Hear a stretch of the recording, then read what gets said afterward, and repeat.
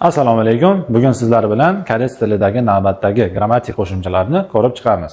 Xo'p, ketdik. Birinchi grammatik qo'shimchamiz bizda do degan qo'shimchani o'rganar ekanmiz sizlar bilan. Bu ot turkumiga qo'shiladi.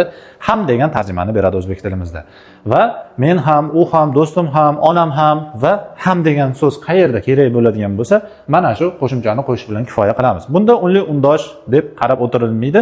Otning o'zagiga shunday qo'shish bilan kifoyalanamiz. Misol uchun, chodo haga simnida. Mana bu joyda bizga kelyapti. Chodo, cho degani men edi. Men ham qilaman. Misol uchun aytaylik, kim bu ishni qilib ko'radi deydigan bo'lsa, qo'lni ko'tarib chodo haga simnida. Men ham qilib ko'raman degan narsa bilan ifoda qilishimiz mumkin bo'ladi. Xo'p, bu grammatikamiz tushunarli bo'lsa, juda ham oson. Demak, boya aytganimizdek otning o'zagiga qo'shiladi, ham degan tarjimani berar ekan. Undan keyin grammatikamiz iro degan mana bu grammatikamiz bor.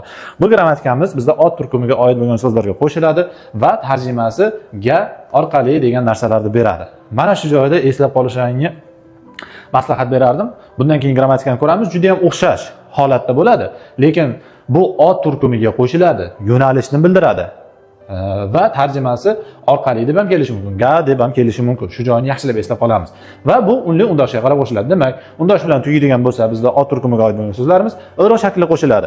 Agar bizda unli bilan tugaydigan bo'lsa, ro'ni o'zini qo'shish bilan kifoya qilamiz. Misol uchun ko'raylik.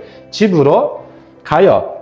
Ya'ni chip nima edi? Uyda, uyga, uy orqali, ya'ni uy yo'nalishi bo'yicha ketyapman degan tushunchani o'zini tagida olib yotibdi bu grammatika. Ya'ni uyga ketyapman deb turib, mana bu ga shakli keldi. Endi yana bitta tarjima, to'g'ri misol gapimiz kikjanro vayo.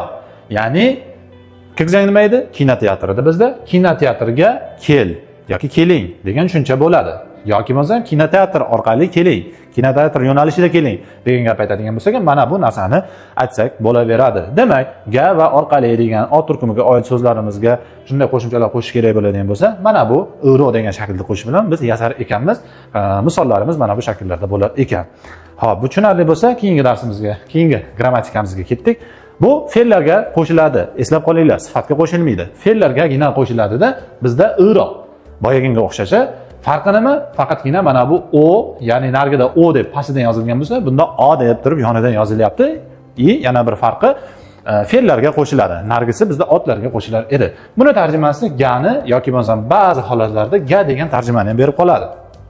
Va bu grammatikamizdan keyin aksar holatda, juda ham ko'p desak ham bo'ladi, 70-80% holatda kada bilan oda degan so'zimiz keladi buni ortidan.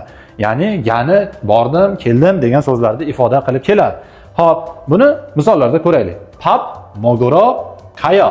Ya'ni ovqat yegani ketyapman degan narsa bo'lyapti. Gana degan tarjima bilan bizda mukammal bir tarjima kelib chiqadi. Endi undon haro qayo. Bu bizda mana bu shaklini qaranglar. Mokda bizda oxiri undosh bilan tugaganimiz uchun irosini qo'shdik. Endi bu joyda unli bilan tugatganimiz uchun roni o'zini qo'shish bilan kifoyalandik. Mana bu joyi ana shu iro shaklini yaxshilab eslab qolamiz.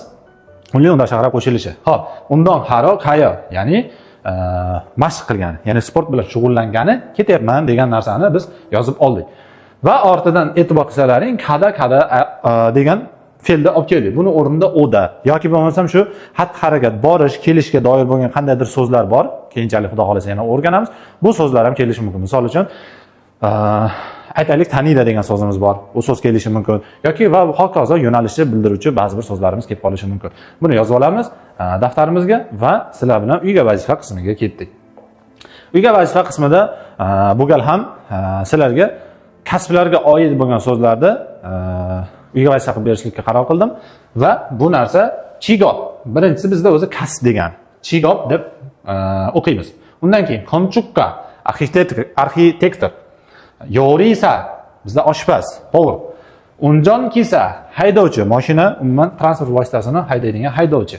Veito, bu ingliz tilidan kirib kelgan so'z. Bu ofitsiant deyiladi. O'zbek tilimizda mabodo bilmaydiganlar bo'lsa, girgitton.